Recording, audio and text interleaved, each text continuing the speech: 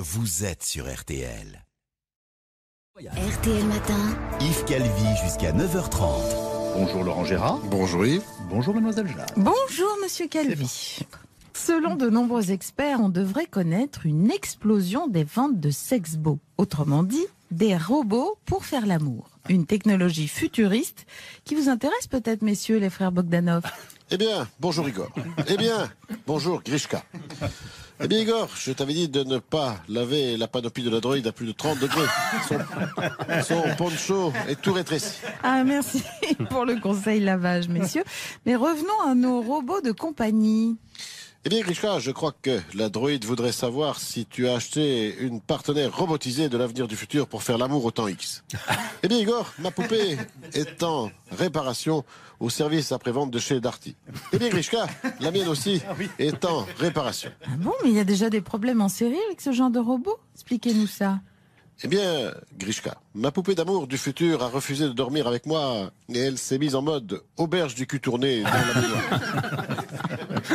Eh bien, Igor, la mienne a un bout de menton coincé quelque part et depuis elle clignote. Bien, merci messieurs, je crois qu'on a compris que la technologie de l'amour robotisé n'est pas tout à fait au point. Eh bien, Igor, pour une fois, la droïde a raison. Je vais abandonner mon robot d'amour et me remettre avec mon aspirateur. Un document annexé au budget révèle que les membres des cabinets ministériels ont vu leur rémunération augmenter de 20% depuis l'élection d'Emmanuel Macron. Voyons ce qu'en pensent nos nouveaux députés En Marche, messieurs Chevalier et Laspalès. Tiens, bonjour monsieur le député. Vous avez vu ça? On s'est fait avoir, on aurait mieux fait de travailler au cabinet. Faites ce que vous voulez, mais moi je fais autre chose au cabinet.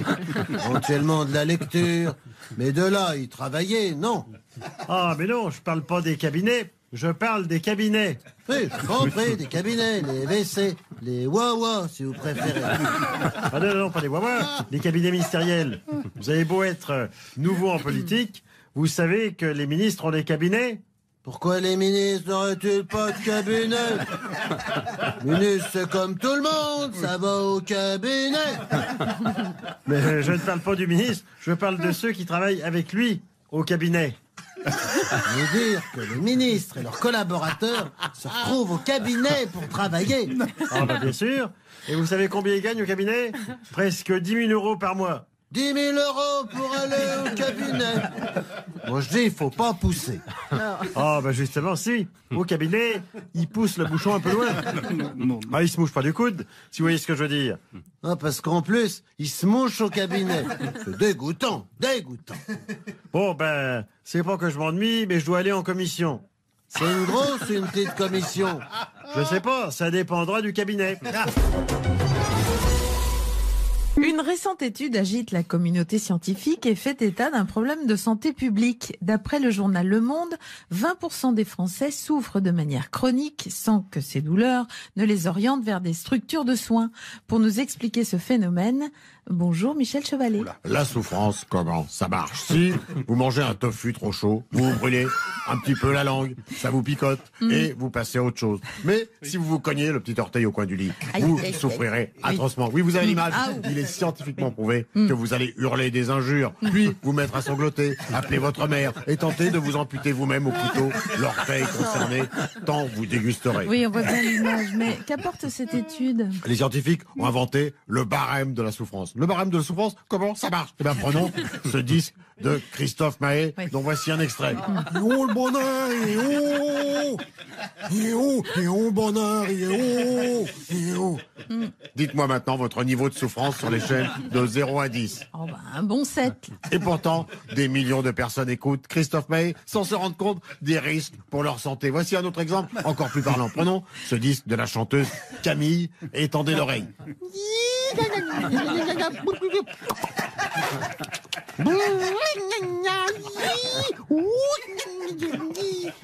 Dites-moi maintenant votre niveau de souffrance auditive sur l'échelle de 0 à 10. Ah ben là, 9,5. Ah, voilà, la démonstration est faite. Pas besoin d'en arriver à un saignement des tympans pour savoir que l'on souffre et aller consulter un spécialiste. Quel spécialiste? Un vendeur de disques qui vous prescrira aussitôt un remède efficace. Prenons ce disque d'Étienne Dao dont voici un extrait.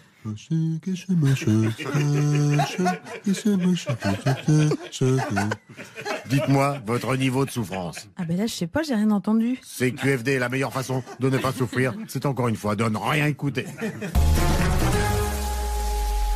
L'Église catholique, sous l'impulsion du pape François, va lancer en France une grande campagne médiatique pour inciter au denier du culte, qui est sa principale ressource et dont le nombre de contributeurs ne cesse de baisser. Donnez, donnez-moi, Dieu vous le rendra. Bonjour, votre sainteté, pape François. Voyons ma fillade, j'ai couru une panier RTL pour mes gardes de France. Oui. Il faut donner quelques piéchettes pour mon église.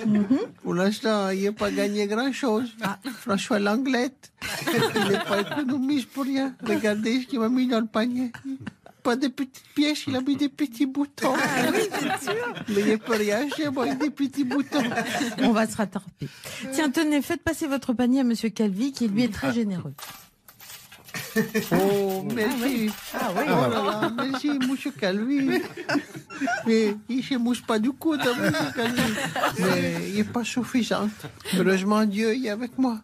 Il avait transformé les piécettes en bifton. Je sens que vous allez nous refaire un tour comme le célèbre Garcimore. Bien, pas un tour. Il y a un miracle. Je suis décontracé. Ah oui, c'est Il prend 3 piécettes de Unoros. Il va les lancer au-dessus de ma tête. Et ça va se transformer en 3 000 euros. Vous êtes sûr de vous, là? L'esprit, ça me guide. Attention, 1, 2, 3. Il lance les 3 piécettes et... Là, j'en étais sûre, ça n'a pas marché. Et ça marchait. Il y a 3 briques qui me sont tombées sur la tête. Mais pas 3 briques en billets, 3 briques en pierre. Il est mal. Ah là là. Merci à toute l'équipe et on vous retrouve bien entendu pendant le week-end dans les matinales de nos camarades Vincent Perrault et Stéphane Carpentier. Et puis bien entendu, lundi, même heure, même endroit. Merci d'être aussi nombreux à nous écouter. Retrouvez toutes les imitations de Laurent Gérard sur l'application RTL, ainsi que sur toutes les plateformes partenaires. N'hésitez pas à vous abonner pour ne rien manquer, mais aussi à partager vos épisodes préférés et à mettre plein d'étoiles. À très vite.